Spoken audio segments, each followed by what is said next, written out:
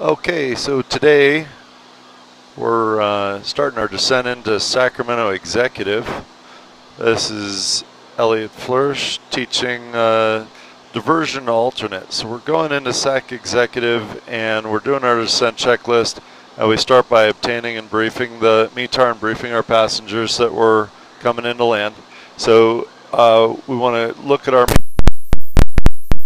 page 1. That's just one click of the outer knob from the main map page, brings us to SAC. We'd want to have all those frequencies loaded in and eventually listen to the ATIS, but for right now we'll go ahead and just take a look at the weather. And it looks like winds are calm, 3 miles, haze, 600 overcast. Well, that's below my personal limitations. That's 15 minutes old, so it's likely to be still about that lousy by the time we get there. So maybe we want to look at a diversion airport, another airport out there. And if we look at a zoomed out scale, we can see it's pretty much IFR throughout the whole Central Valley. Doesn't look so great. So we want to look and see, okay, there's some VFR airports still near where we are. So let's go ahead and divert to one of those. So we're going to go ahead and divert. We're doing our descent checklist. All this looks good. Altimeter, we'll set that. Cabin heat, defrost, landing lights on already. Fuel system, we'll check. Maybe switch tanks. And power lever is set for our descent. Mixture as required. Brake pressure, we test the brakes. And we're keeping the cylinders above 240 degrees. So now we want to divert. We're going to find the nearest airport. It looks like Auburn is it. And we're going to go over here and we're going to hit the nearest button. And we're going to go direct to Auburn. And we're going to go to nav mode. And we're going to grab information for Auburn now. So it looks like Auburn's a lot better weather. 2904, 10 miles, sky clear, temperature 17, dew point 11. That looks great, 3012. So we'll go ahead and set that new barometric setting there. And we always set the standby as well. Now we've got that information. We can see it's runway 25 and runway 7. So obviously 25 is favored given those conditions. And we'll make sure we've got everything here. We grab the AWAS real quick. We hit enter. That throws it up into the blue. We'll toggle that active. Visibility at more than 10. Airport's at 1539. So we probably want to descend to 1500 above that to overfly the airport. So that would be 3100. So we'll set that. 3100 set. And we're going to zoom in now. And the airport's right underneath us. We're just confirming that the METAR is valid. 2605. Visibility more than 10. Sky conditions clear. Okay, so everything's the same as what we had with the METAR. You probably can't hear that on the video, but everything looks good there. So now that we're overhead, we want to go out perpendicular and we're going to set up for a 45. We can see by our sectional chart that it's left pattern for runway 25. And so we go over here to a heading. And we could even go to OBS mode there, and we could line up the runway with 25, and that way we can have a reference to the runway alignment. Okay, now we're on Auburn frequency, and we're going to make some calls. Auburn traffic, Cirrus is overhead the field at 4,300. We're going to be maneuvering for a 45 for the left downwind for runway 25 Auburn. And we want to go at least 2 miles out from the field, perpendicular. All right, that looks good. We're 2 miles out. We're more or less perpendicular to the runway. And we're 2 miles according to this as well. And so we're going to go ahead and spin the heading bug out to runway alignment. So while we're on runway alignment, we're going to look outside, and we want to see back there at Auburn, see if there's any aircraft that are on the upwind, crosswind, or downwind. And I don't see anybody out there. It looks good. So we're going to go ahead and assume that we can descend down to pattern altitude. And the pattern altitude is 2,600.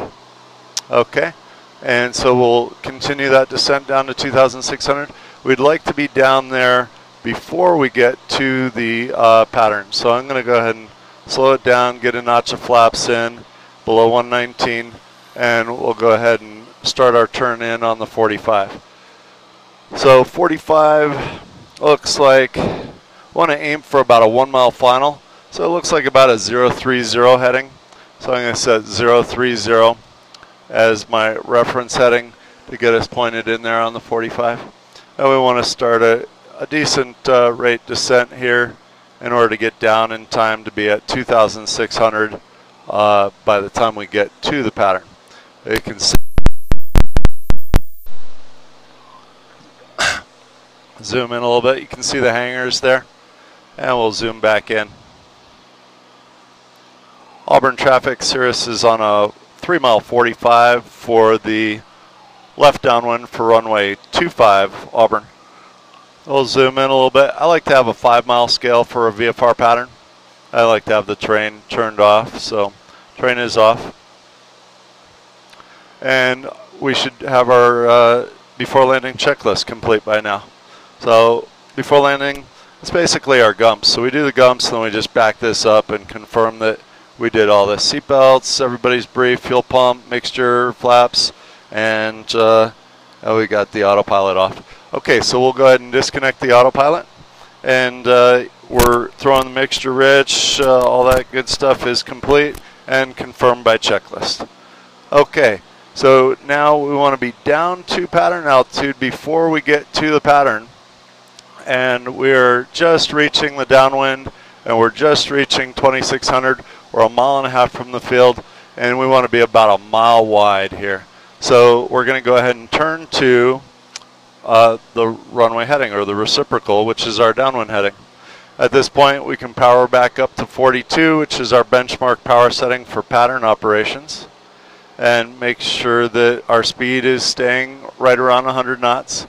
And then we look for ourselves to be about 45 from the runway. So looking from the student's shoulder, we want to be 45 degrees to the landing runway, and that is coming up very shortly here. We look at this, we can also see on the MFD when we're arriving there. We're about 1 mile wide, which is perfect. You can see that the circle here is just approaching the 25 numbers. That's a good point to make sure that you're starting your turn to the base. Okay, you have the controls, and your power setting should be about 25% for the descent. And we want to be at 95 during this turn, looking good. And then we're going to be at 90 on base. And we usually wait until we roll out on base, so base heading will be about 340. Auburn traffic, Cirrus is left base, runway 25 Auburn. Okay, so that looks good. 90 knots, and then it'll be 85 for the next turn. So a little lower with the nose, a little lower with the nose. Good, and start your turn to final. So you can see the runway out there. Starting our turn early enough so that we don't have to go steep on the bank. Typically 25 degrees of bank is good, but we're starting early enough that we can taper that back to 20-degree bank, and we're holding our speed nicely. Okay, so now on this leg, we'd like to start slowing the airplane down towards 80. We don't have any wind shear precautions today, so 80 knots is our ideal approach speed until we're on short final, and then we're going to turn this into a short landing. We're going to try to land as close to the numbers as we can. So we're at 90 right now, and this is where I need to be guarding the controls, so I'm going to have my hand positioned on the yoke, and we'll be ready to go around if necessary. Last second gumps check is complete. All that looks good.